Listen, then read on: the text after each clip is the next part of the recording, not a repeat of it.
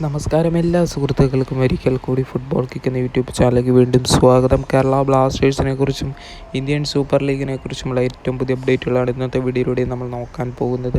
വീഡിയോയിലേക്ക് കടക്കും മുമ്പ് നിങ്ങൾ ഇതുവരെയായിട്ടും ചാനൽ സബ്സ്ക്രൈബ് ചെയ്യാതെയാണ് വീഡിയോ കണ്ടുകൊണ്ടിരിക്കുന്നതെങ്കിൽ ദയവായി സബ്സ്ക്രൈബ് ചെയ്ത് വീഡിയോ കാണാൻ ശ്രമിക്കുക. അപ്പോൾ ഗയ്സ്, നമുക്ക് ആദ്യത്തെ അപ്ഡേറ്റിലേക്ക് തന്നെ കടക്കാം. എന്തായാലും ഇന്ത്യൻ സൂപ്പർ ലീഗിൽ ഇന്ന് ATK Mohan Bagan versus Mumbai city FC മത്സരം നടക്കുകയാണ്. നമുക്കറിയാം ATK മോഹൻ ബഗാൻ പുതിയ ടീമായിട്ടാണ് മോഹൻ ബഗാൻ സൂപ്പർ ജയൻസ് ആയിട്ട് വന്നിരിക്കുന്നത്. എന്തായാലും ഇതുവരെ ഇരു ടീമുകളും ഏറ്റുമുട്ടിയിരിക്കുന്ന എത്ര തവണയാണെന്ന് നോക്കുകയാണെങ്കിൽ നമ്മളിപ്പോൾ നോക്കാൻ പോകുന്നത് മുംബൈ സിറ്റി FCയുടെയും അതേപോലെ തന്നെ ATK മോഹൻ ബഗാൻ ആയിരുന്നപ്പോഴുമുള്ള സ്റ്റാറ്റാണ്. ഇതുവരെ 7 മത്സരങ്ങളാണ് ഇരു ടീമുകളും ഏറ്റുമുട്ടിയിരിക്കുന്നത്.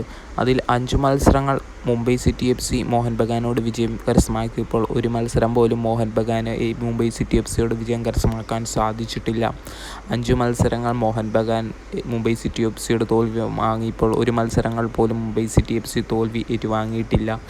2 മത്സരങ്ങളാണ് ഇതുവരെ സമനിലയിൽ അവസാനിച്ചിരിക്കുന്നത്. മുംബൈ സിറ്റി FC ആകട്ടെ 14 ഗോളുകളാണ് ATK മോഹൻ ബഗാൻ്റെ ഗോൾ പോസ്റ്റിലേക്ക് അടിച്ചു കൂട്ടിയിരിക്കുന്നത്. എന്നാൽ ATK മോഹൻ ബഗാൻ ആകട്ടെ വെറും 5 ഗോൾ മാത്രമാണ് മുംബൈ സിറ്റി FCയുടെ ഗോൾ പോസ്റ്റിലേക്ക് തിരിച്ചടിച്ചിരിക്കുന്നത്.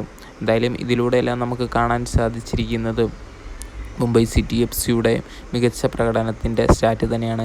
ഇന്നത്തെ മത്സരത്തിൽ ഏത് ടീം വിജയിക്കാനാണ് സാധ്യതയെന്ന് നിങ്ങൾ കമൻറ്റ് ബോക്സിൽ അറിയിക്കുക.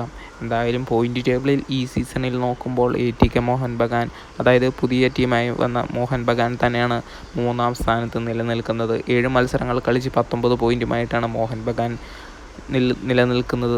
മുംബൈ സിറ്റി FC ആകട്ടെ ഇന്ന് 9ാമത്തെ മത്സരമാണ് കളിക്കാൻ പോകുന്നത്. 16 പോയിൻറ്റുമായിട്ട് 5-ാം സ്ഥാനത്തുമാണ് നിലനിൽക്കുന്നത്.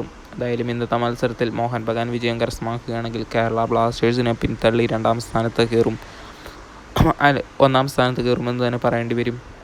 എന്തായാലും അഡ്രിയാൻ ലൂണയുടെ പകരക്കാരനെക്കുറിച്ചാണ് ഇപ്പോൾ കേരള ബ്ലാസ്റ്റേഴ്സിൻ്റെ ചർച്ച ആരാധകരുടെ ഇടയിൽ.